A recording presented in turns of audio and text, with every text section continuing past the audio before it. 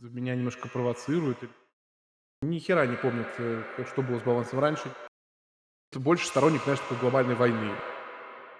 У нас есть сиська пиво. О, попался, молодой! Подожди, тут немного важной информации. Если ты только планируешь начать играть в StarCraft, то регистрируйся по ссылочке в описании и получай бонус, который поможет тебе на начальном этапе игры. Ну а чтобы быть в курсе всех новых видеороликов до их выхода и анонсов стримов или, может, розыгрышей, подпишись на телегу. Спасибо. Ну, в первую очередь, огромное спасибо, что ты пришел, выделил время драгоценное на 10 вопросов. Поэтому, МС, представьтесь, пожалуйста. Я Зив, директор небольшой инди-компании Exbo. Мы делаем Майнкрафт Сталкер проект. Вот. Ну, StarCraft, короче, делаем. Но это стильно звучало, по крайней мере.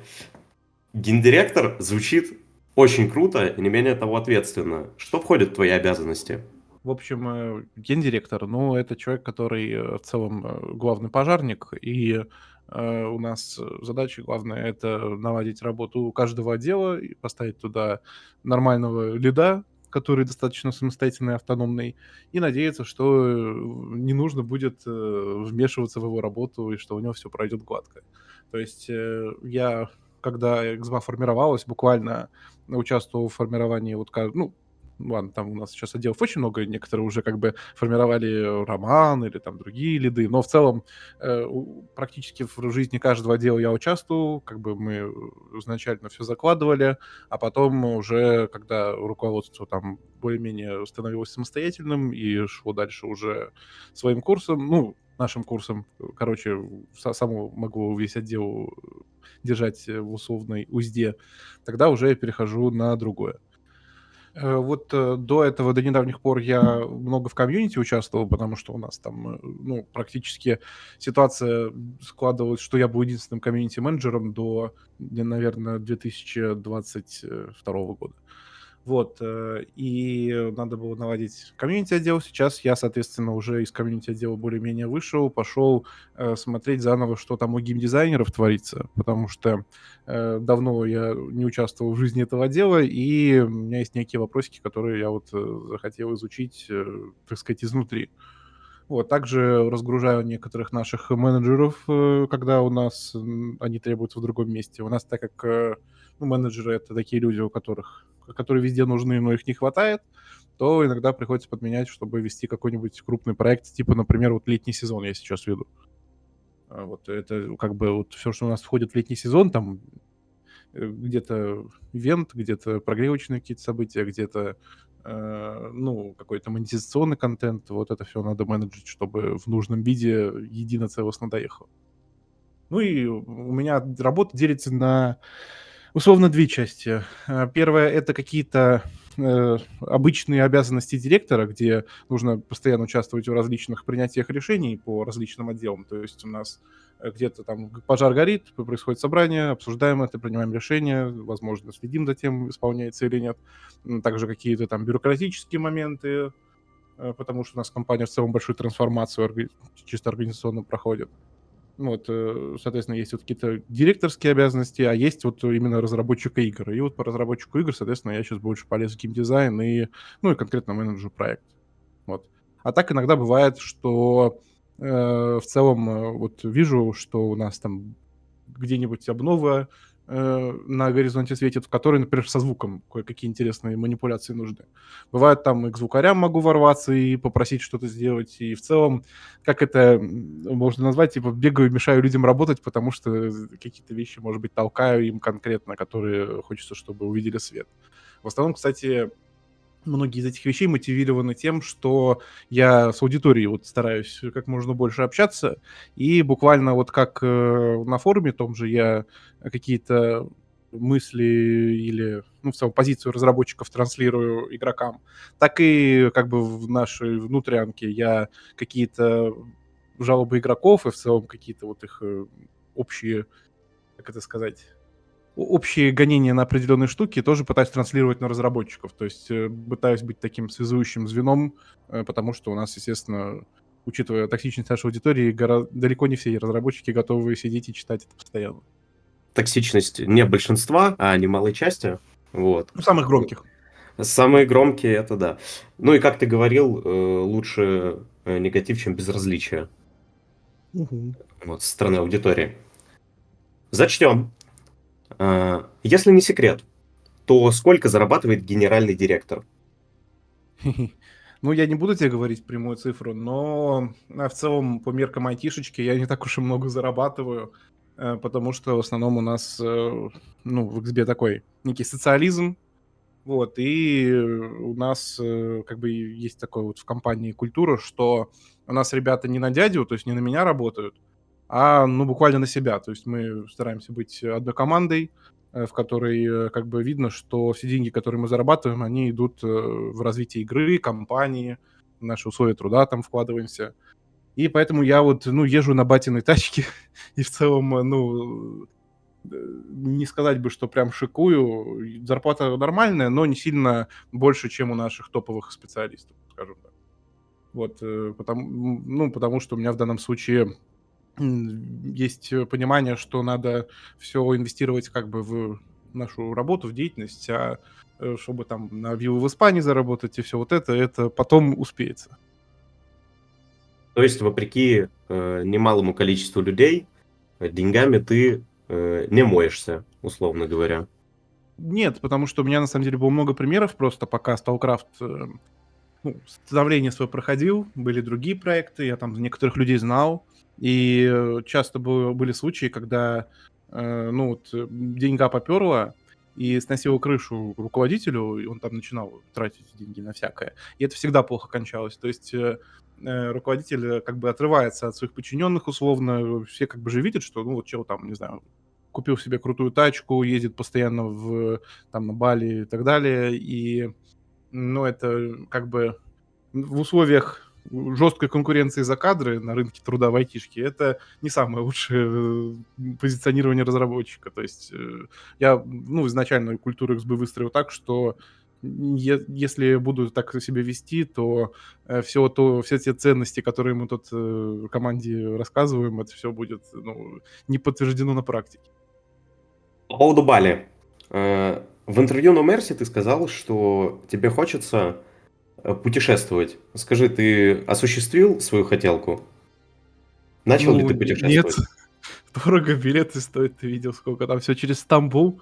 Вот, и в один только Стамбул до хера денег стоит, а потом еще куда-то. Ну, короче, нет. Ну, я в целом хотя бы раз в годик-то выезжаю. Вот, но, ну, во-первых, по времени так-то сейчас не то время, чтобы это делать. Но в целом ну, если бы вот, точнее, когда больше буду зарабатывать, то и, наверное, буду больше тратить деньги на то, чтобы не там побольше раз в год куда-нибудь выезжать. Это, чувствуется, что та штука, которую вот, норм надо делать, пока молодой, скоро там тридцатник мне, да? Вот, а потом уже, когда там всякие дети появятся и так далее, будет уже немножко не до путешествий. Ну, или будешь ограничен только теми локациями, где с, личинусом можно. Можешь ли ты рассказать, сколько отделов и сотрудников в Xbo? Ну, у нас сейчас вот как раз около 300 сотрудников, именно вот которые работают с нами на трудовом договоре.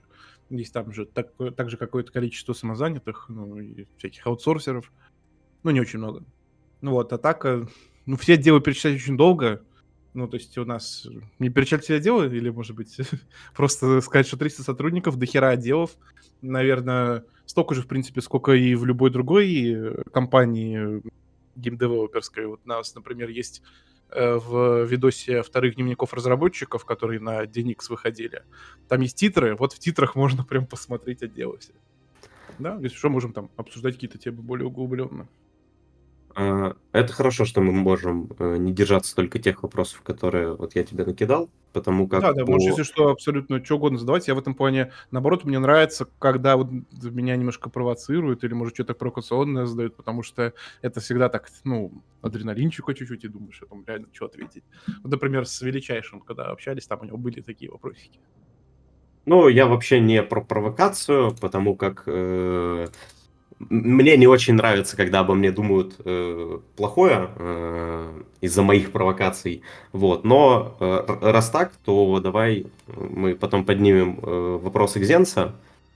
Это Окей. очень интересная, на самом деле, тема для меня и для комьюнити, в котором я условно вырос, игровом. Мгм. А, Слушай, ну, в таком случае, какой у тебя график? Отдыхаешь ли ты, есть ли у тебя выходные? Ну, вот я стараюсь на выходных, не особо работать, потому что меня вон эта жена жалуется постоянно, что я в телефоне. И действительно, если ты там постоянно вот сидишь и думаешь о рабочих вопросах и залипаешь в рабочие чаты, то от этого выгорание некое может наступить. Поэтому я всегда стараюсь в субботу и воскресенье заниматься чем-то другим и не смотреть в рабочие чаты. Так что можно сказать, что я, ну, каждые выходные реально, стараюсь отдыхать, не отвлекаться. Ну, и То играю есть, в игры, там все такое. то есть такой среднестатистический график 5-2. Да, да. Хорошо. Виллы в Испании. На каком стадии постройки? Да, даже если бы деньги были на виллу в Испании, ни за что бы я в Испании не стал брать виллу. Там, вы знаете же, эти окупусы могут поселиться, и надо нанимать вооруженную охрану, чтобы она ее туда не пускала. Сли Как-то слишком сложно. Лучше купить виллу, не знаю, где можно виллу купить. На Э, Рублевке. ну, где-то, да, возможно, в рейнже 10 лет будет понятно, где лучше виллу купить. Сейчас непонятно. Ну и недвижимость в Испании, конечно, оставляет желать лучшего по ценам. Мне вообще в Питере нравится, на самом деле. Я, в детстве как-то все время фиксированно настроен был на то, что надо свалить, надо свалить. Вот, а как, начал взрослеть, и ну, по разным странам ездить, понял, что даже вот та же погода, типа в Питере ее постоянно подсосет туда-сюда, там то плюс, то минус, то снег, то плюс 15. Вот недавно у нас весна вот такая. Сейчас вот у нас на улице -1, а на субботу будет +15. Вот. И мне лично это доставляет удовольствие. То есть постоянно, меняющаяся погода, ты как бы ценишь каждый условно этап, кроме как грязи с лужами, конечно. То есть, если бы, например, постоянно жил я в условиях, где было бы тепло и постоянно лето, то из-за того, что, ну, как бы у тебя постоянно одна картинка перед глазами, ты бы быстро устал от всего этого и как-то, ну, как вот люди, которые на море живут, им же так в целом похер на море. То есть, очень быстро бы тебе вот это все лето приелось, хотелось бы зимы. Да, а тут у нас как бы все вместе есть. Единственное, что есть периоды переходные, когда грязь и лужи. Ну, что поделать, можно просто не выходить на улицу. Ну, недавно был в Питере и видел погоду. На самом деле было тепло, а вот перед отъездом прям прохладненько. Ну, Россия, тут такие климаты. Ну да, большой пояс, вариантов. Ну вот, короче, мне, в принципе, Питер нравится. Единственное, что, ну, виллу за городом на море брать как-то не особо смысла есть, потому что, ты купаться можешь только, не знаю, 4 месяца в году. Вот. А так, ну, в городе конкретно нравится жить. Как ты пришел к тому, что твое детище стало настолько популярным? Ой, очень постепенно у нас, как бы, ну, вон 10 лет уже прошло, ну, 11 уже скоро будет. И не было, знаешь, какого-то вот, даже День Икс, в целом не является, знаешь, каким-то внезапным хайпом, который нам на голову свалился, и внезапно мы там, не знаю, мемом стали или чем-то еще. Очень, постепенно мы боролись за каждую там новую планку онлайна. И мы все время шли сквозь, знаешь, такое вот непонимание новой аудитории. То есть нас очень к нам скептично относились большую часть жизни проекта. Думали, что это какая-то полулегальная "Майнкрафт"-поделка. Вот, и в рекламе отказывали в том числе очень много раньше. Сейчас уже, ну, в России не так. На глобале там у нас проблемы буквально старого "Старкрафта" только из-за того, что мы из этой страны.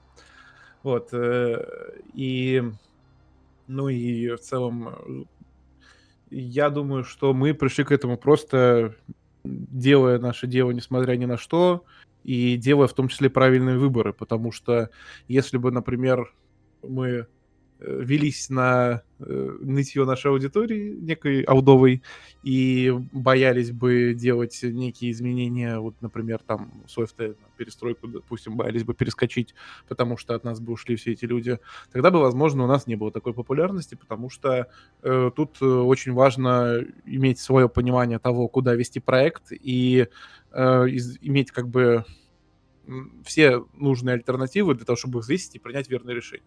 То есть в целом могу так сказать, мы пришли сейчас к текущему популярности просто потому, что были сделаны правильные решения в свое время, вот не одно, а сразу как бы постоянно, так сказать, делаются верные решения, куда идти, и это приводит к тому, что проект растет в популярности, несмотря на мнение окружающих, несмотря на то, что какие-то вещи самим разработчикам были изначально не очень понятны, и не все там в команде были согласны, куда вести проект. Про это вон у Стопгейма есть, например, ролик. Там рассказывается про наши проблемы с позиционированием проекта в течение оффта и так далее. Вот, ну, то есть сейчас мы там, где есть, потому что были сделаны правильные решения. Так что поэтому я до сих пор вот директор, меня до сих пор как Стива Джобса не поперли, потому что, видимо, что-то понимаю в том, какие выборы делать. Ну, как говорится, все, что не делается, все к лучшему. И все Да. перестройки, все нововведения сделали StarCraft таким, какой он есть сейчас.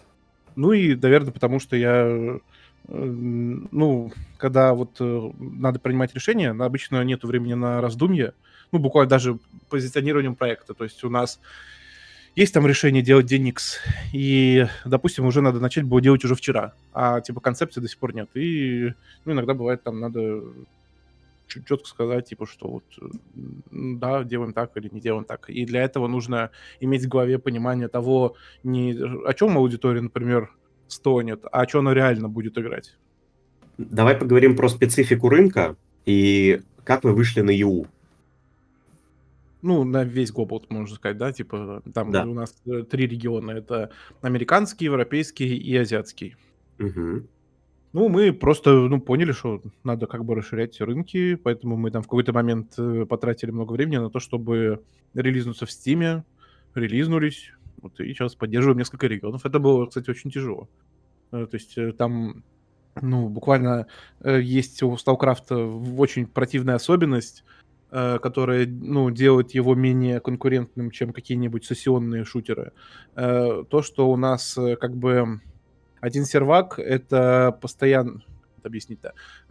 Короче, у нас вот есть люди, разбросанные по всему миру, и нельзя, допустим, наплатить кучу серваков в кучу стран. Мы можем только сделать единую как бы цитадель в одном месте. Типа вот в Америке, например, только один конкретный город, к которому в том числе подключаются и как бы все США, и в том числе кто-то из Южной Америки. Потому что мы в самой Южной Америке еще не поняли, как открыть новый сервак. В общем, суть вот в чем. В сессиях, где матчи там, ну, по 10, не знаю, 15 человек, там можно как бы найти, соответственно, сессию на серваке, который по пингу там лучше всего для чувака там в определенной зоне.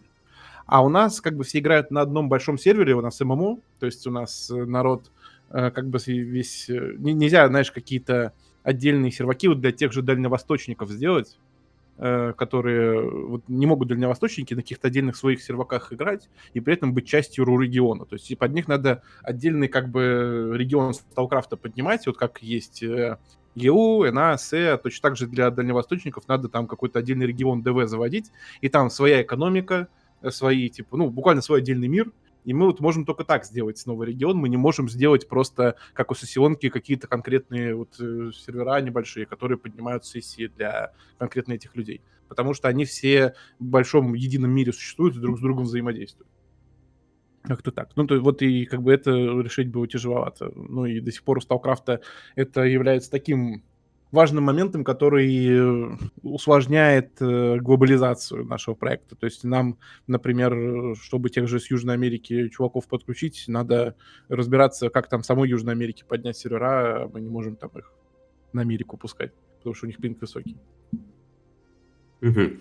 В последнее время в фанке и под официальными постами в группе ВКонтакте Сталкрафта прослеживается один очень интересный хэштег ping150, на который жалуются ребята с Сибири. Как-то это было замечено разработчиками? Да, давно уже дальневосточники как бы про свою проблему говорят. Возможно, как-нибудь уже, ну, то есть мы это уже не раз обсуждали.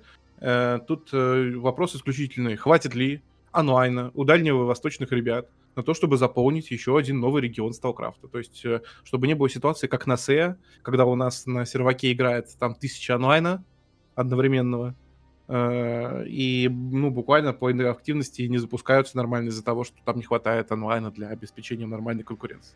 То есть мы могли бы запустить на Дальнем Востоке там сервера, если вдруг там вообще есть инфраструктура для этого. Если мне окажется, что, не знаю, там сервера во Владивостоке, например, имеют до каких-нибудь там якутских регионах или каких-то других там вот в Сибири регионов такой же пинг, как и до Москвы, только из-за того, что там кабеля проложены какими-то ебанутыми маршрутами из-за местности.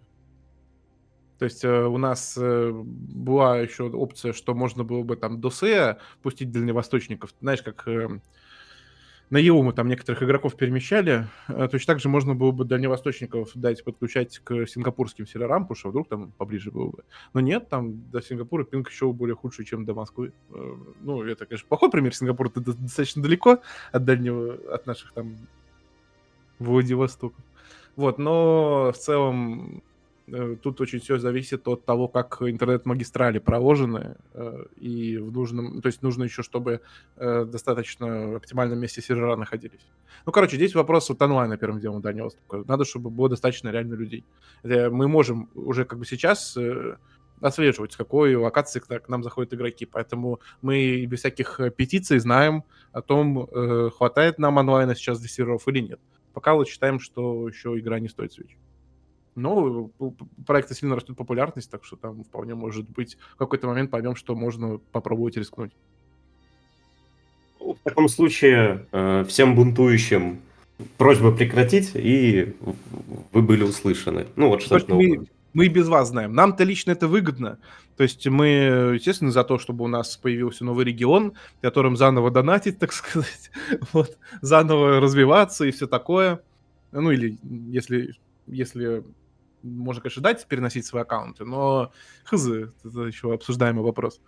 Вот, но если вдруг окажется, что онлайна в итоге не хватит, то что нам делать со всеми этими аккаунтами, которые вот там вот успели раскачаться, и если у них там совсем херовый по отношению к рупинг? Получается, мы подвели тех дальневосточников, которые впервые зайдут именно на новый регион, и потом, если он закроется, они не смогут играть на МСК, и все, тогда будут они потом все возмущенно писать: вы меня обманули, подаю на вас в суд. Если человек заходит сразу на новый сервак, ну пусть пустой, и потом как бы он прикрывается, возможно, это как минимум неприятно. Но это факт. Хотя бы А, онлайн-игры в целом закрываются, так и как-то нет к ним претензий у игроков, так что не знаю, как это вообще процедура выглядит. Пока что не закрывали онлайн-игры, так что хорошо, что мы не знакомы с этим. Про новые медиаконтракты, про доступ к медиасерверу и про контент. Расскажи, на какой стадии готовности новая медиапартнерка, и дадут ли медиапартнерам и не медиапартнерам возможность создавать контент на условных медиасерверах? Э, ну, у нас уже даже новый личный кабинет медиапартнера появился, и буквально вопрос месяца-двух о запуске медиапрограммы, потому что я даже уже не знаю, что там осталось делать, вроде уже все готово.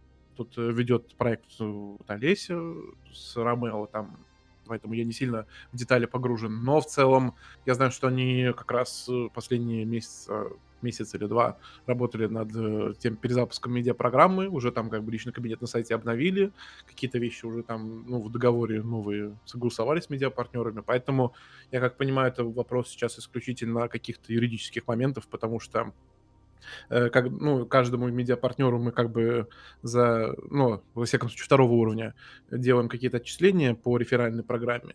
И там достаточно большие сложности с тем, как это бухгалтерски поддерживать, потому что это, ну, буквально там надо за них отчет, ну, во всяком случае, держать руку на пульсе, чтобы они налоги платили, чтобы там, ну, как бы все эти переводы были обоснованы или ну, полностью в белую и так далее.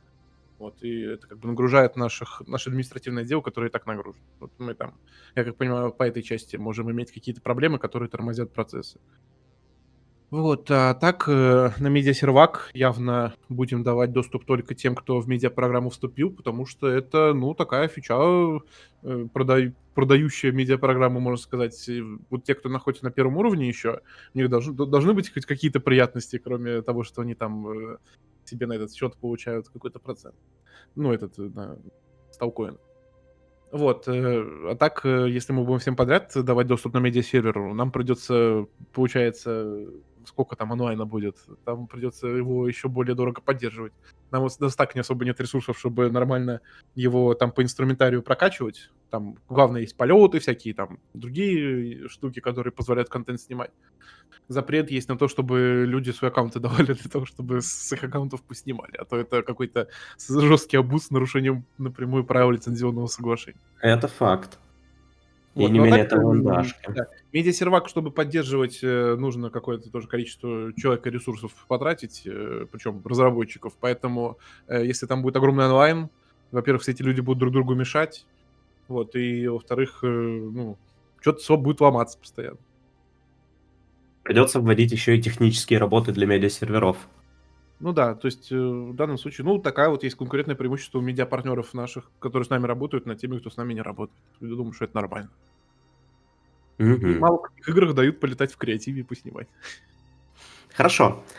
Давай поговорим про глобальные цели и планы твоей конторы панков. Что планируется в ближайшие 1-2 года? Пу-пу. Ну, мы, в принципе, рассказывали. То есть у нас этот год, это мы, стараемся ну, у нас просто есть огромная вот гора проектов, на которую там нужно столько-то человека ресурсов, а человека ресурсов там вдвое меньше, чем требовалось бы. Ну, в основном там из каких-то отдельных отделов, которые являются узкими местами. И, ну, мы вот распределили в порядке приоритетов проекты так, чтобы у нас, с одной стороны, ну, вот мы, допустим, делали юг, что сейчас уже сделали то, что надо, для того, чтобы, ну, не было таких критических просадок по доходящим до севера людей, потому что мы контент на севере буквально делали там для единичных игроков по сравнению с теми, сколько отвалилось. Вот, всякие прикопы, сигналы надо приводить в порядок в целом. Ну, в игре есть явные устаревшие элементы, которые, надо докручивать. И, конечно, ну, их, в принципе, много, и, все сразу не сделаешь. То есть мы там, ну, ПДА тот же вот забили просто на то, чтобы я там видел, был пост как-то с воспоминанием, Ромео, как, каких-то концептов Ромео, который вкидывал. Вот, допустим, тот же ПДА и обновлять как будто бы не в приоритете, потому что мы и так, сделали, как видите, вынос практически всего в профиль, на escape меню. Вот, и, ну, как будто ПДА просто в какой-то момент либо перестанет существовать, либо, ну, возможно, получит какие-то другие функции, потому что у него просто функции потихонечку уходят в другое меню. Вот, ну, в целом, я, наверное, слишком в сторону ушел. У нас приоритет на то, чтобы, решить определенные проблемы игры, которые мы для себя вывели. Проблема вот буквально по приоритетам. Первая была по приоритету то, что у нас слишком мало игроков доходит до севера. Вторая по приоритету то, что, игроков на севере достаточно такой, ну, пустоватый геймплей, то есть не хватает, активности, чтобы в том числе дать какого-то вызова. Не сказать эндгейма, скорее, Э, ну, короче, не хватает, сложности определенной на севере, слишком быстро до Бартерес доходит, и в данном случае надо не бартер усложнять, а вводить, или всякие вот лиманские, давать какие-нибудь там, активности вроде тихой заводи, чтобы у игроков было где реализовывать свой шмот. Короче, второй по приоритету — это условно, давать игрокам реализовывать где-то свой шмот, для того, чтобы они не просто вот фармили и выходили из игры.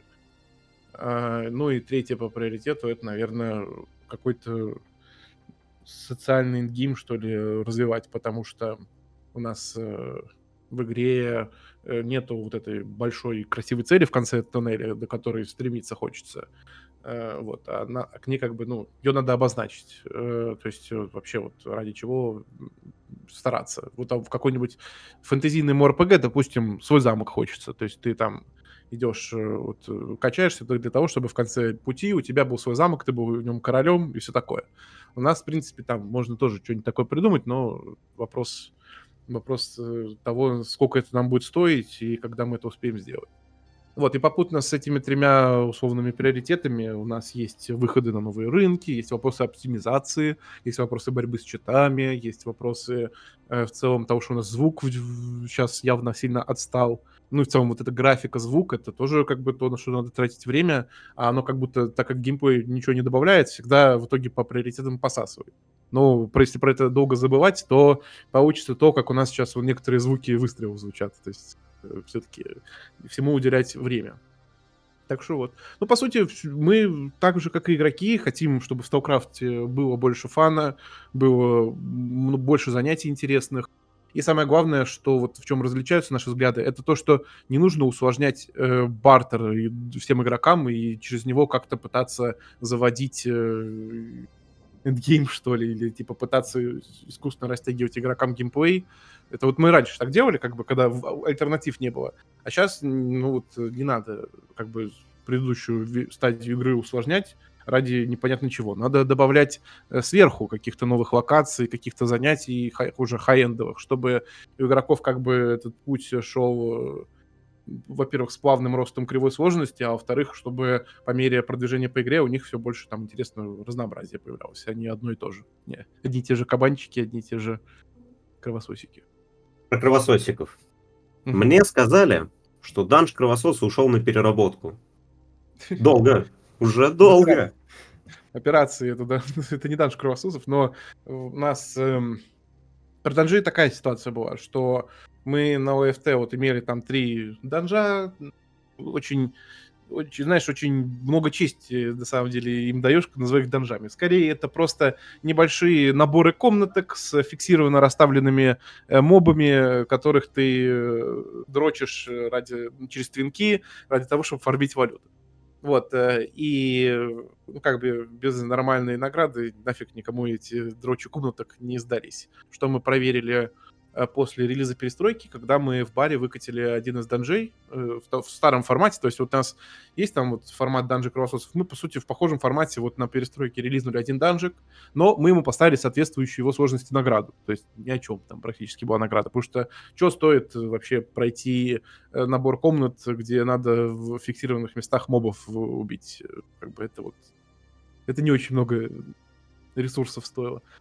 И как бы без нормальной награды никому он нахер не сдался, поэтому мы его просто выпилили, потому что нафига его поддерживать, если он никому не нужен, и задумались о том, что нужны реиграбельные данжи, где, ну, будет хоть какая-то мотивация в них постоянно заходить, и самое главное, где будет достаточная сложность прохождения этих данжей, чтобы обеспечить достаточно ценную награду.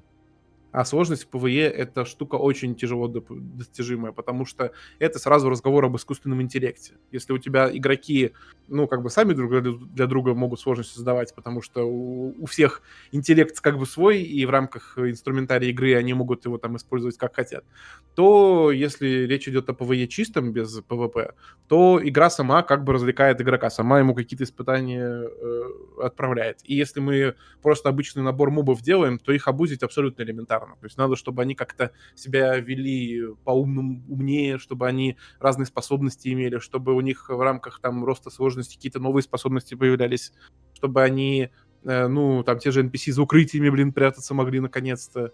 Вот это все, это очень большая возня с искусственным интеллектом, там буквально отдельный отдел надо поднимать было, и ПВЕ в этом плане самая дорогая штука, которая, в принципе, ну, что вот я, допустим, вот выяснил в рамках своего роста кругозора. То есть я раньше думал о том, что вот StarCraft, типа, игра такая вот неповторимая, уникальная, у нее там PvP в открытом мире, никто не делает PvP в открытом мире, все делают какой-то PvE, а PvE это что там, мобов натыкал там, и вот, и в итоге весь интерес в том, чтобы там ходить, дрочить этих мобов. Но нет, оказалось, что наоборот, PvP игры делать гораздо проще, чем PvE-шные, поэтому я там, если раньше как-то, ну не скептически, а если раньше как-то наивно относился к играм вроде Division и Destiny, что типа, да что там, боже мой, ну типа, StarCraft, типа, более сложная игра, потому что у нас там RPG и шутан надо совмещать, все такое. Но на самом деле любые вот такие данжи а-ля Destiny — это реально колоссальный труд. И ну, чтобы вот сделать контент, чтобы компьютер сам развлекал игрока, это гораздо больше усилий надо потратить, чем сделать какую-то PvP-активку, которую там сами игроки распробуют, как использовать. Ну, Про ПВЕ, про то, что игра развлекает игрока. И про то, что ты сейчас рассказал. Скажи, это будет на изнанке? Ну, на изнанке будет ПВЕ, да, чистый. Там, скажем так, будет эм, не классическая изнанка, но многие вайбы старой изнанки там должны сохраниться. То есть некая душнота, некие вот это вот постоянные... Ну, тебе нужно будет постоянно расходники использовать, чтобы не сдохнуть. Вот, и в целом в изнанке надо много думать головой для того, чтобы выживать и эффективно действовать. Поэтому я предсказываю, что достаточно существенная часть игроков на изнанке задушится, потому что это не просто бегать в тупую пострелякаться, там прям надо, ну, чтобы нормально, эффективно, на нормальном уровне сложности, скажем так, чтобы это играть, нужно головой думать и уметь правильно расходники использовать. Плюс это все еще на своем шмате. Вот, То так есть что... казенного шмота не будет.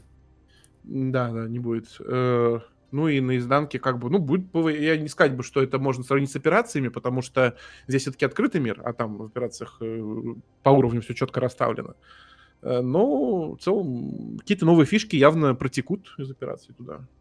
Да, ну типа вот изнанку буквально отложили, потому что, ну, поначалу не завелась. То есть, ну, как-то слишком скучноватая ПВЕ вышла. Ну, вот наваливали там много чего, геймдизайна быстрого, экстренного, чтобы привести все в порядок.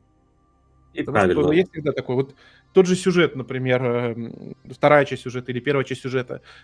Сюжетка, вот особенно вторая половина первого сюжета про голубой шар, это вообще по времени, сколько мы его делали, это одна из самых больших обнов, которая была. И все это ради того, чтобы игроки прошли это там, ну, за десяток часов. Ну, короче, там зависит от того, задрот ты или не задрот, скипаешь диалоги или не скипаешь, но в целом вот ради того времени, за которое пробегается сюжет, было потрачено несколько там лет. Ну, во всяком случае, если речь про первый. Северный сюжет мы делали все-таки в гораздо более сжатые сроки. И Мгм. вот тебе ПВЕ, то есть ты гораздо больше ресурсов тратишь на то, чтобы сделать то, что имеет гораздо меньше часов реиграбельности. Но это надо делать, потому что StarCraft'у буквально именно этого и не хватает. Если делать только PvP, то у нас не будет роста популярности. Про твое взаимодействие с комьюнити. Ты неоднократно и почти каждый день сидишь на форуме, отвечаешь людям на интересные сообщения. Один человек, когда я собирался звать тебя на интервью, сказал мне, что ты невероятно занятой.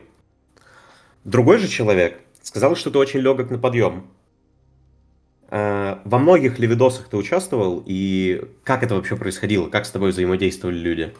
Ну вот про интервью с No Mercy, например, про 10 аккаунтов с постером, про бесконечное участие в разных дневниках разработчиков. То есть ты появляешься в медиаполе, Ага. и как тебя заманивают люди в это медиаполе?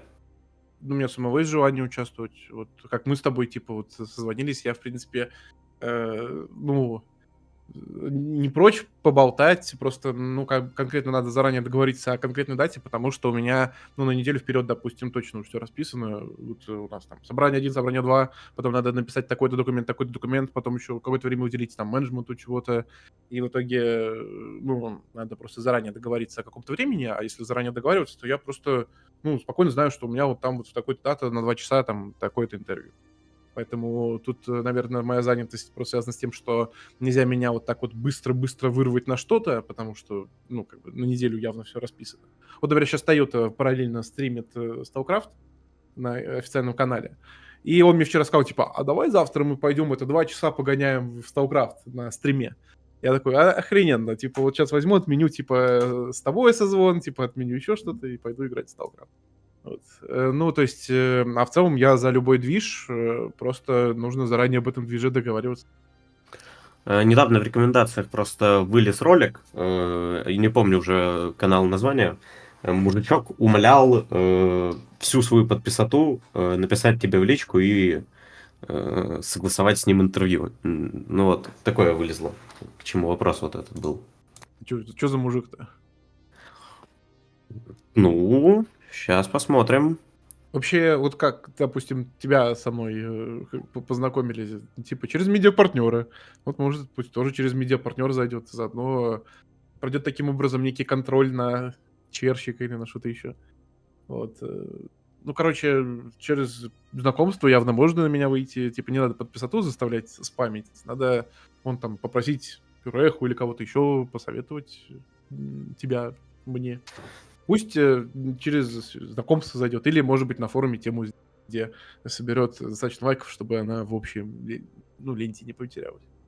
Скажи, у тебя давно личка ВКонтакте закрыта? Да. Много ли тебе людей писали? Ну да, я из-за этого и закрыл, потому что, меня как техподдержку пытались использовать. Типа, я всем сотрудникам говорю закрывать лички, потому что если вдруг кто-то там начинает игрока с чем-то помогать ему, в обход техподдержки, то сразу к нему очередь выстраивается из друзей-друзей, которые все хотят решить вопросик как бы напрямую, а не через эту вот дурацкую техподдержку ломиться. Так что да, надо заходить через форму обратной связи. Но так давно личка закрыта. Я, в принципе, не очень люблю, когда мне там куда-то в обход пытаются написывать, потому что это отвлекает. Да, Степе большой респект. Вот. Хорошо. Скажи, ты давно занимаешься разработкой игр. Какие важные уроки ты извлек из своей деятельности и основания компании? Я занимаюсь разработкой игры, но по части ММО-шутеров с открытым миром и PvP, и уже PvE вообще, да, хорошая экспертиза наработана. Ну и много чего. Ну, то есть я буквально как бы прошел путь от человека, который в этом, как-то наивно полагает о каких-то вещах, что они там работают просто, а на самом деле не работают не так просто, как надо. Вот, но, ну, всему научился, чему знал. Тут надо конкретизировать. Что ты имеешь в виду под этим? Типа, какие главные были у меня заблуждения или что? Ну, может, действительно, какие вот у тебя были заблуждения и к- в общем, пролил на них свет, что ли, как ты осознал, что это неправда или, ну, вот что-то на Ну, уровне, действительно. например, вот меня всегда волновало, особенно когда StarCraft, вот уже там к 10 годам подходил, я думал о том, что любая ММО, если на нее посмотреть, вот вот в рейнже там такого срока, практически любая ММО скатывается и как бы по онлайну начинает проседать. То есть даже, в принципе, у любой компании, у нее есть какой-то пик, вот, который она в какой-то момент достигает, и дальше идет только спад. И я вот все думал, когда у нас этот пик будет? Типа, вот он сейчас? Или, может быть, он будет скоро, и типа потом начнется спад? Не мог понимать. То есть я, в моем понимании, как бы, компании создают все-таки не дураки, чтобы, знаешь, взять и на пике все проебать. То есть какие-то определенные факторы на это влияют, возможно, связано с тем, что человек как бы расслабляется, или, может быть, когда компания становится слишком большой, слишком, как бы, у нее там бюрократии много наваливается.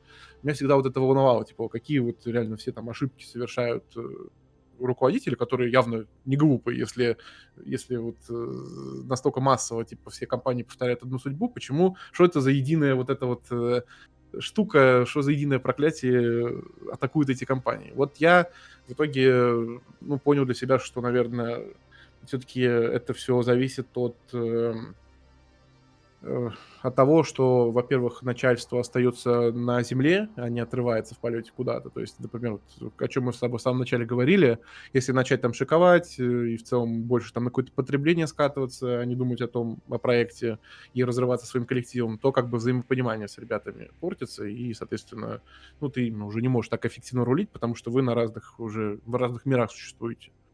Вот. По части игр конкретно, я вот о чем сейчас много с комьюнити спорю, например, это о том, что я вот понял, общаясь 10 лет с игроками, что на самом деле очень часто игровые разработчики превращают свою игру, скатываются и превращают свою игру в что-то неиграбельное, именно идя на поводу самих игроков. То есть у нас как бы все-таки каждый игрок, он хоть и думает, что все вокруг думают так же, как он, но по факту он заложник своего социального пузыря, и его хотелки, его желания могут быть полностью противоположны с хотелками и желания другого соседнего игрока, который тоже в своем пузыре существует. И вот у тебя на проекте есть кучу таких пузырей, и в одних там более громкие истеричные ребята, в других менее громкие истеричные. И главная ошибка — это идти на поводу вот у громких истеричных и таким образом не обращать внимания на всех остальных. То есть из-за этого получается, что вроде как разработчик делает то, о чем все кричат на форумах и там других ресурсах, а в итоге народ меньше в игру играет. То есть каким-то образом получается, что вроде как делаем то, что народ просит, а онлайн уменьшается. И это все происходит из-за того, что разработчики вот должны четко понимать, как работать с фидбэком, и не идти на поводу вот у самых громких. Это такой важный урок, который влияет на то, как я принимаю решения. То есть я в целом стараюсь вот это вот докапываться до того, действительно ли там все игроки вот недовольны чем-то, или это только вот конкретные громкие ребята. Ну и вообще, на самом деле, ну, вот если говорить конкретно про то, чтобы изучать желания игроков, так-то опытные разработчики в любом случае делают это с помощью статистики и метрик. То есть это не только вот у нас там фишка такая, что мы постоянно тыкаем, что, ну, там, посмотрим, что аналитика скажет. По сути, в геймдеве в целом принято, ну, принимать решения все-таки на основе данных, которые можно, ну, пруфануть, ну, типа, на основе как бы данных, которые не врут тебе, а на ресурсах люди могут и врать, и не только тебя, и самим себе тоже. Вот, чем это я вообще так ушли мы сильно в сторону. Короче, в целом главное, чего вот я сейчас научился, это тому, чтобы, в общем, тому, как принимать верные решения и на основе чего. Ну что, давай теперь про Пионер. Игра, которая представляет собой шутер от первого лица с элементами PvP и PvE. Видишь ли ты в них так называемых конкурентов? Ну, это, наверное, первая игра в жанре, который, ну, типа вот шутер, который не содержит не только PvE. Ладно, это не первый в жанре, блин. Короче, есть там вот Division, есть Destiny, и вроде как Пионер это, наверное, все-таки ближе к ним игра, чем к StarCraft. Но, тем не менее, она от российских разработчиков, которые рассказывают о том, что, ну, это типа Сталкер, свой наш Сталкер. Вот, и поэтому можно сказать, что они таким образом как бы, ну и в наше поле тоже, тоже заезжают. И для нас, наверное, это первый такой проект, который является достаточно высокобюджетным, потому что до этого у нас там, что было? У нас там Вилка была, у нас там была, ну, всякие там небольшие сталкер Майнкрафт проекты мы считать не будем. Это больше, как, знаешь, такие фанатские моды, что ли, я их рассматриваю. То есть, ну, вряд ли их имеет смысл рассматривать, как, знаешь, там, полноценного конкурента. Это больше как такие фанатские моды. Вот. А как бы Пионер, он в данном случае такой выделяющийся, первый вот такой жесткий заезд, мне кажется, на нашу территорию. И мы к этому просто с интересом относимся, потому что нам, на самом деле, очень одиноко в нашем поле. И я не верю в то, знаешь, что между играми такими, как StarCraft и чем-то подобным Пионеру или, может быть, каким-то другим играм, которые придут, что между нами может быть реально какая-то, знаешь, жесткая конкуренция. Потому что геймдев — это в целом... Ну, не геймдев, а игры, онлайн-игры — это, ну, как бы штука, которая... Короче, между онлайн-играми обычно нету, знаешь, какой-то жесткой дележки аудитории, как я считаю. То есть народ, который пойдет играть вот в там Пионер или, ну, короче, который пойдет играть в Пионер, вряд ли бы вот этот народ остался играть в StarCraft против своей воли. То есть те, кто пойдут играть к условно такой игре, они бы в StarCraft так играть не стали. То есть это как ситуация, например, с World of Tanks и War Thunder. То есть игры как бы очень, можно сказать, ну, можно их считать конкурентами друг с другом, но при этом так или иначе обе как-то живут, развиваются, делят аудиторию, и можно этот список бесконечно продолжать. Есть куча, там Тарков тот же. Представляешь, как Таркову вообще тяжело, наверное, их разработчикам морально постоянно выслушивать, как появляется какой-то новый убийца Таркова, который там на супер Unreal, супер красивый, у него там все плавненько, красиво. И вот, а потом в следующий год они слышат про то, что DICE в своем Battlefield собирается делать что-то типа Таркова. Потом там Call of Duty собирается делать что-то типа Таркова и так далее.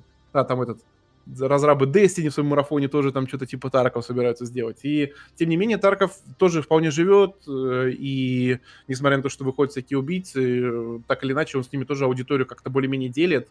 И те, кто идут играть туда, они, наверное, в целом-то... Ну, то есть нету, знаешь, какой-то жесткой просадки онлайна у Таркова или что-то такое. То есть они так-то более-менее делят аудиторию, и мне кажется, что это достаточно широкий рынок, чтобы все уместились.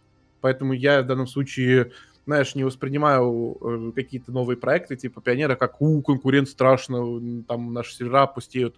Наоборот, можно будет посмотреть на то, что как бы разработчики зайдут примерно на территорию нашего жанра и пройдутся по каким-то собственным граблям и ошибкам. И мы сможем у них подучиться чему-то на этих граблях и ошибках. А это очень важно, потому что нам вот очень одиноко в нашем жанре первым делом потому, что любые какие-то новые решения, они нам, ну, все тяжелее даются из-за того, что любые эксперименты неудачные, они сильно, ну, могут ударить по тому, что мы, ну, знаешь, там, могли бы время кодеров, геймдизайнеров, там, кого-то еще потратить на какие-нибудь, не знаю, новые проверенные сессионные режимы, какой-нибудь там, не знаю, DMZ-шечку сделать, или что-то вот сделать такое, что в других играх есть. А можно было бы, не знаю, там что-нибудь типа сигналов придумать еще такое вот экспериментальное, новое, там, исследовательское. Но страшно, что не получится, потому что если слишком дорого сделать механику, она сожрет кучу времени, а в итоге, ну, в играх всегда действует правило, что по факту, пока на прод не зальешь, ну, не будешь понимать, будет оно играться так, как ты задумывал, или не будет. И поэтому вот, ну, у нас с этим связана некая наша тактика вываливать сырые обновы на прод. Вот, короче, пока ты не вывалишь, не поймешь, будет играться или нет. И в данном случае такие проекты, как Пионер, если они что-то удачное у себя проверят, во что там, что будет народу интересно щупать, мы с радостью это подсмотрим и заберем себе, потому что, ну, мы за любой новый опыт, скажем так. И особенно за то, что вместо нас кто-то другой на себе проверит какие-то теории, которые у нас просто не было бы времени проверять. Так что вот. Ну и, соответственно, еще в целом, ну, стоит отметить, что я любые, даже если там речь идет о каких-нибудь небольших Stalker Minecraft проектах, всегда, в принципе, радею за, так сказать, коллег по цеху. То есть мне всегда хотелось бы, чтобы у них получилось, и чтобы у нас как бы, ну, в целом сформировался какой-то такой свой кластер разработчиков таких вот ММО, шутанов с открытым миром, которые там уделывают остальные страны, все такое. Ну, пусть ребята, то есть мы же сами как бы на их месте были в начале пути только по отношению, условно, к Сталкеру или там и Майнкрафту. Вот, поэтому, ну, с моей стороны было бы крайне лицемерно, знаешь, как-то, не знаю, не верить в них и, типа, как-то скептически к ним относиться. Это как будто я сам к себе 10 лет назад скептически бы относился. То есть я всегда предполагаю, что, возможно, кто-то стрельнет, возможно, ну, что-то там ребята смогут нащупать какую-то свою нишу.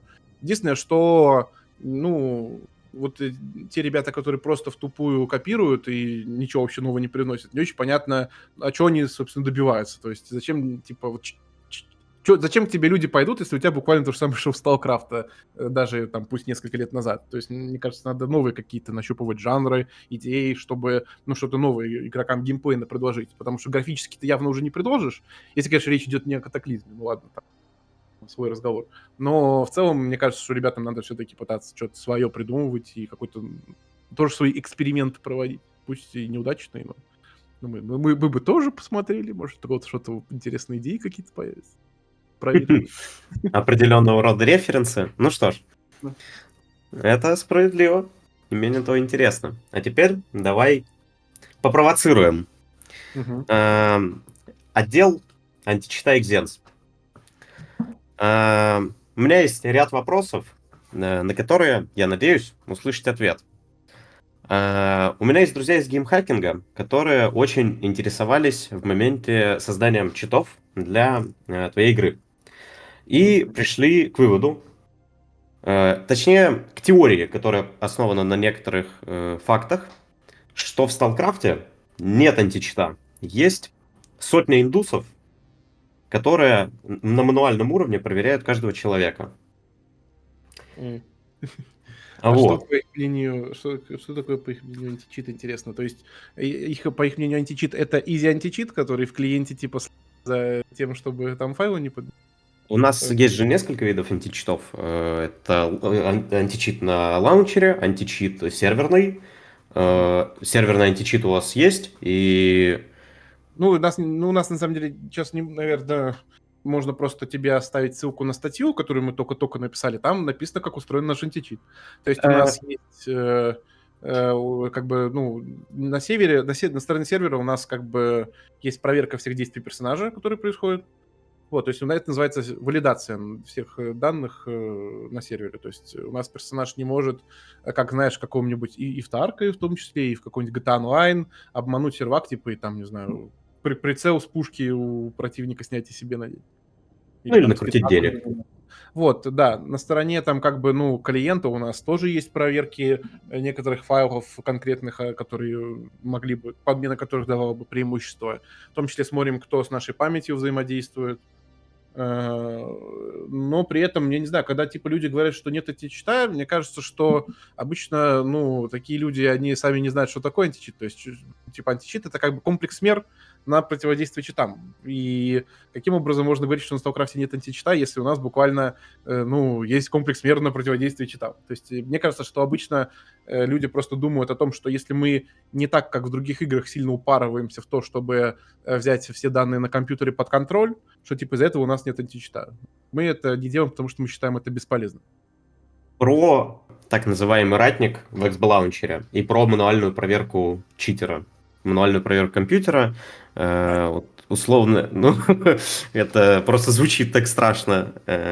Вот. По сути, это что же комплекс мер, как ты выразился, по проверке человека. Вот. И Ну, у нас, знаешь, ну, как бы нет прям индус. У нас штата индусов у нас, к сожалению, нет, который бы каждого проверял. У нас есть как бы сборки, которые задетекчены, вот, и мы просто их фиксируем, автоматически баним, потому что они уже спалились, все как бы. Мы фиксируем софт на компьютере, у пользователя, значит, он читер, значит, он идет в бан. Есть новый, еще не задетекченный софт, и там идет ручная работа, типа, с тем, чтобы выявить новый софт какой-то, который сделать. то есть не исключаем метод мануальной проверки, как и почти везде. Ну, я не буду, наверное, типа вот есть статья, мы в ней максимально подробно, я в том числе в ее написании участвовал, мы максимально подробно в ней написали все, что вам можно знать, а какие-то вот вещи, о которых, типа, ну, Xsense, то есть там, естественно, мы не можем раскрывать все карты, как мы боремся с читерами, потому что это как распахнуть ворота перед врагами, то есть я, типа, если просто начну хотя бы это обсуждать, я могу по невнимательности что-то ляпнуть, что потом читеры могут, ну, читаделы могут использовать против нас и усложнят работу тому же Xsense. Поэтому здесь вот я могу только отсылать на статью, в которой, ну, и в рамках нее отвечать, что типа вот мы решили, что можно знать. А все остальное это, ну, отдаю на откуп вам.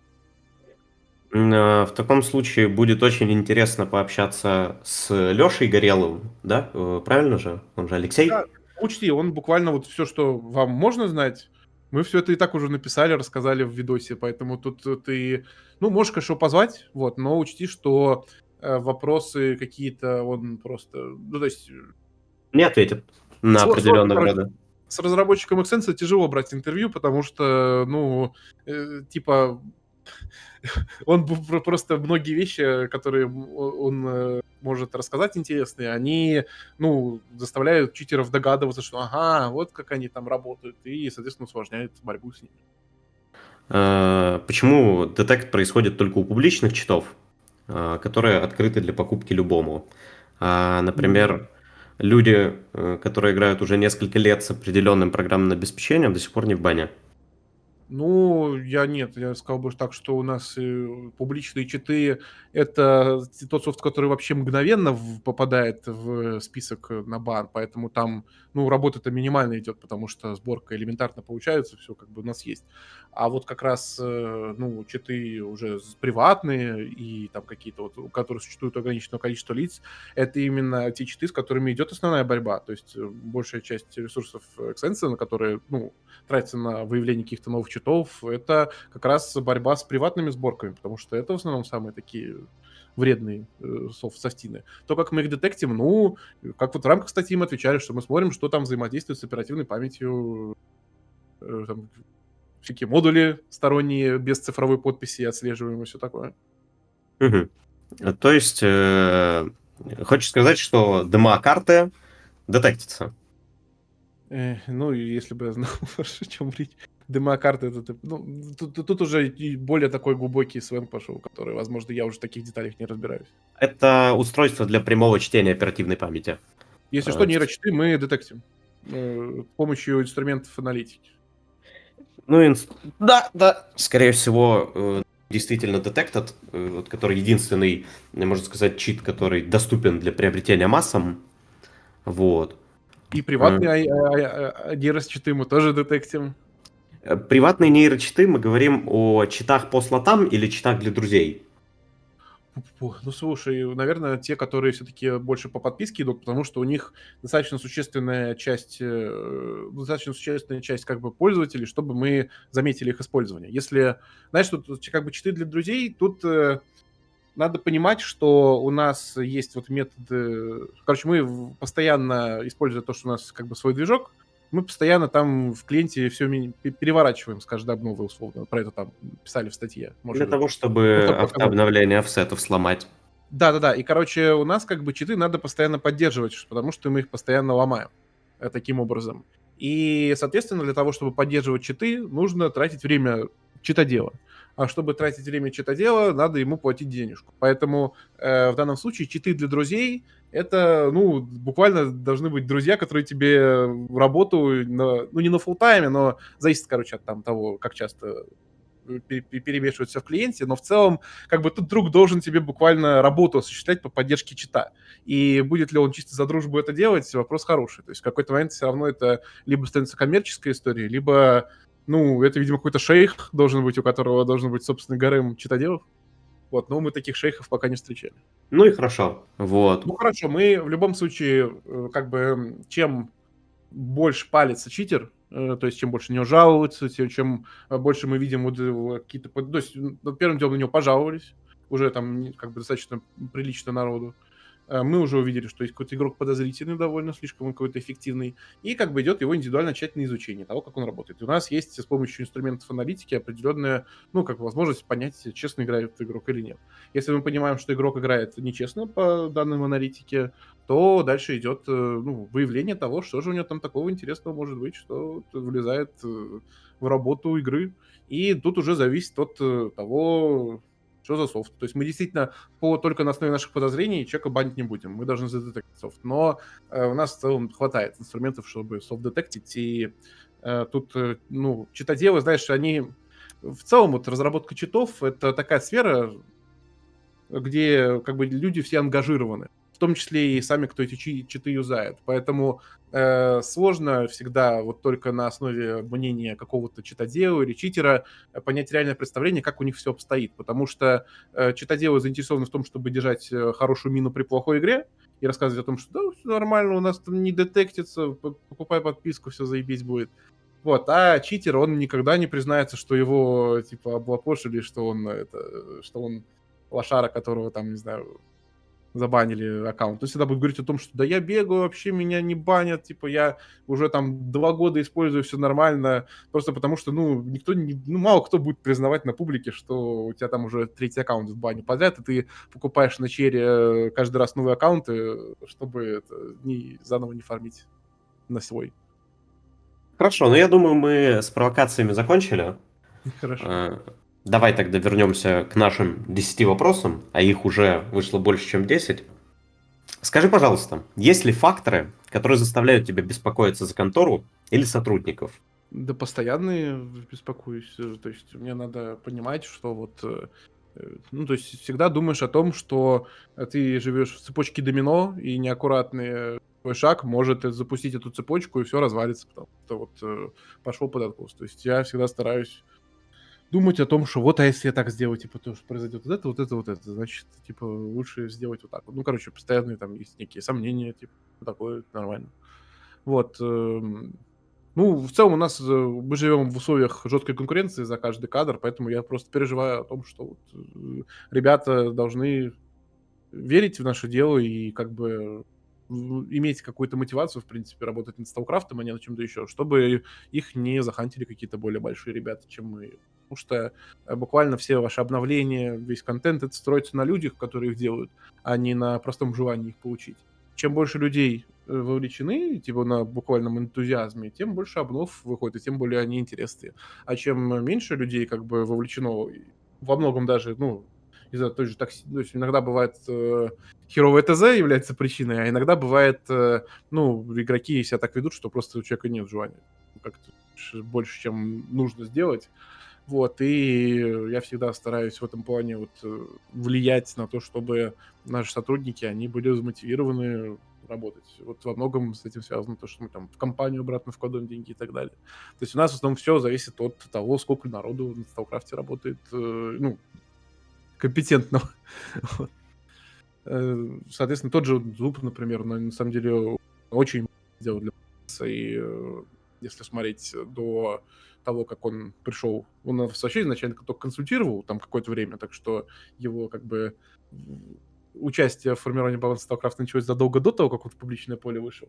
Но в целом он достаточно очень много делает.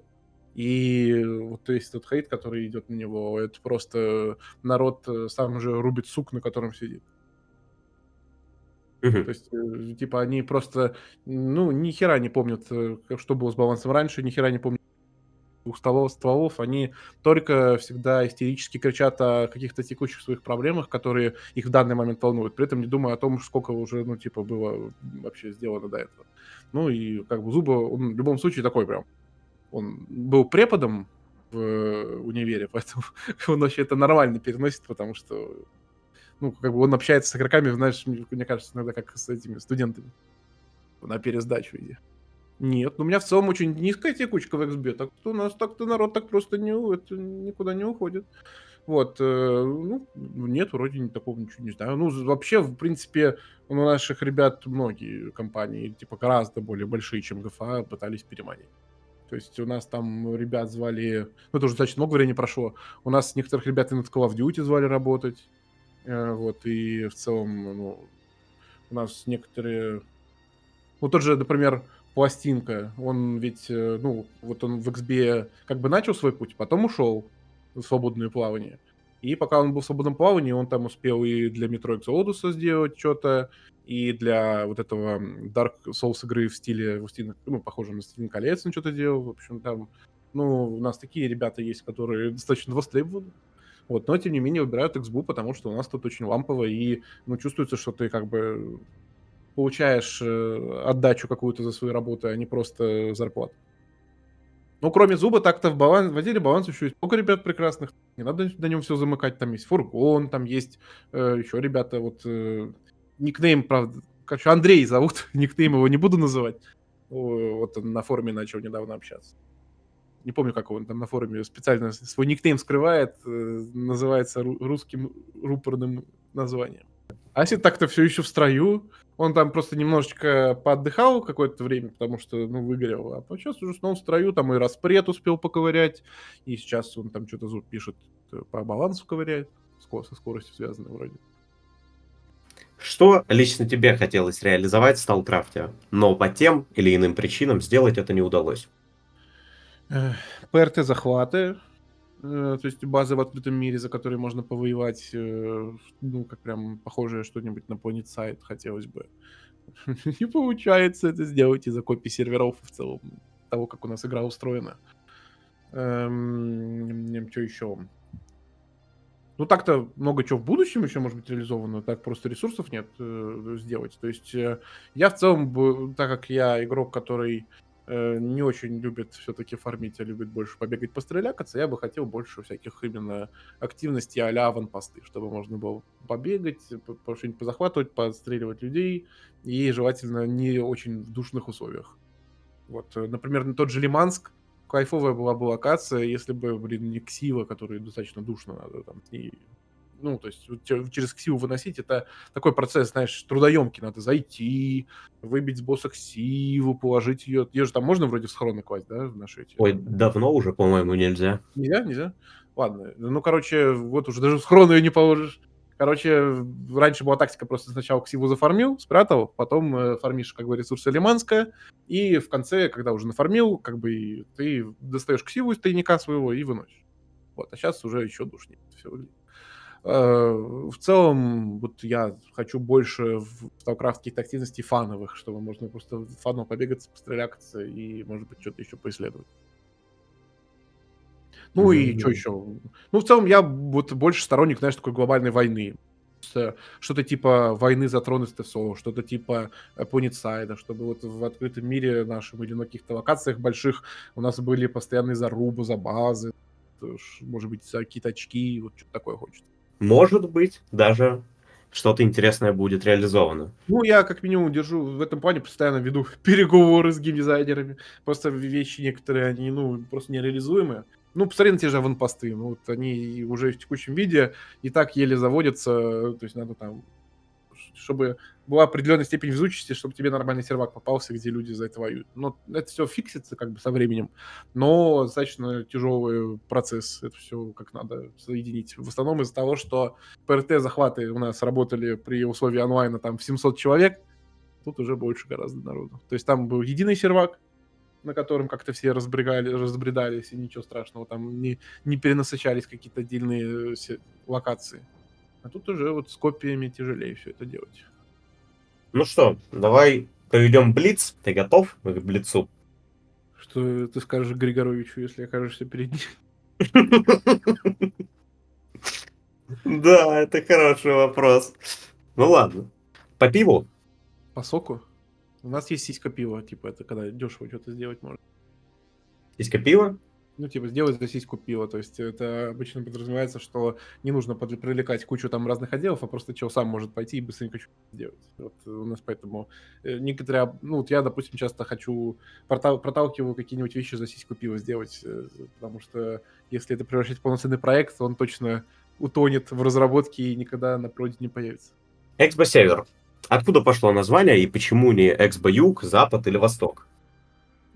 Ну, название Expo мы придумали, когда было до этого там Майнкрафт Global Community, чем CGC название. Надо было его менять, потому что мы типа уже не Майнкрафт, это что-то другое. Вот, и, ну, я, естественно, тогда еще, сколько мне было лет, ну, типа 19-20, ну, короче, я тогда еще был таким громким заявлениях. У нас вон там ранние трейлеры тоже, знаешь, содержали фразы типа «проект, покоривший десятки тысяч там игроков». Соответственно, здесь тоже я думал о том, что StarCraft — это что-то такое новое, что-то за пределами вот того, что вообще ну, принято создавать. Вот мы как-то расширили границу игровой индустрии. Наверное, нужно компанию назвать, типа, вот, расширяя границы, потому что мы постоянно делаем что-то такое инновационное, все такое. Ну, вот как-то так и название появилось. Вот, типа Expanding Borders, соответственно, сократил в Expo, возможно, потому что мне само слово Expo нравилось, типа, как-то звучало прикольно. Вот, и Север, потому что мы, ну, когда создавали его, думали о том, что как раз что вот у нас там будет много филиалов по всему миру, что мы будем открывать, типа, мы раньше думали, что для того, чтобы на Америке, на Европе и так далее сделать сервера, надо везде свою компанию открыть. И, соответственно, ну, эти компании должны как называться. Вот мы подумали, что, наверное, будем их называть сторонами света, чтобы, ну, была какая-то логика в их названиях. То есть все-таки недалеко от правды. Мог существовать и Эксбо-юг, и запад, и даже восток. А X-Boyuk даже существовал какое-то время, просто это мы когда с Хантеркрафтом еще как бы вместе, мы тогда с ними плотно дружили, мы как бы с ними ничего вместе не разрабатывали, но просто вот мы тогда думали о том, что, может быть, что-то совместно будем делать, поэтому они компанию X-Boyuk сделали, но в итоге потом ее прикрыли, потому что, ну, не особо времени было у Хантера заниматься этим. Твоя любимая броня, оружие и локация. Можно до икса, а можно после икса. Ну, скажем так, я в любом случае в игре нафармил определенную броню, ну, честно, без донатов и так далее, фармил, насколько времени хватало, поэтому у меня сейчас, получается, ну, типа, у нас там, когда мы на КВ ходили, я в тот момент себе танк плюс 15 сделал, соответственно, хожу вот в танке плюс 15 на какие-то зарубы ПВПшные, у меня есть зивка плюс 15, как такая комба, в которой можно просто по опену побегать.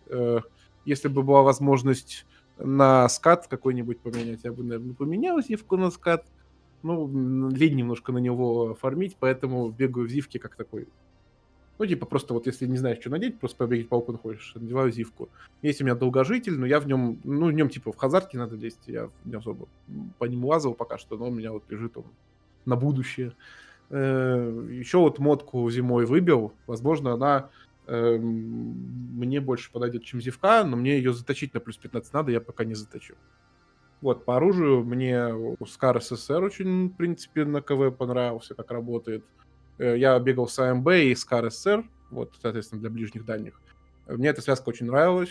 Вот, сейчас после всех ребалансов не знаю, как она себя чувствует, но я сам для себя понимаю, что есть куча в игре прикольных более пушек, на которые надо формить, типа Аши какой-нибудь, и мне бы из ПКП хотелось побегать, посмотреть, как оно. Хотя я в целом, если судить по другим шутерам, я-то в целом ну, вот, люблю шутеры, я там в колду до хера играю, в там, бату, ну, короче, там, смотря кто на коне, типа, когда батва на коне играю в бату, когда колда на коне играю в колду.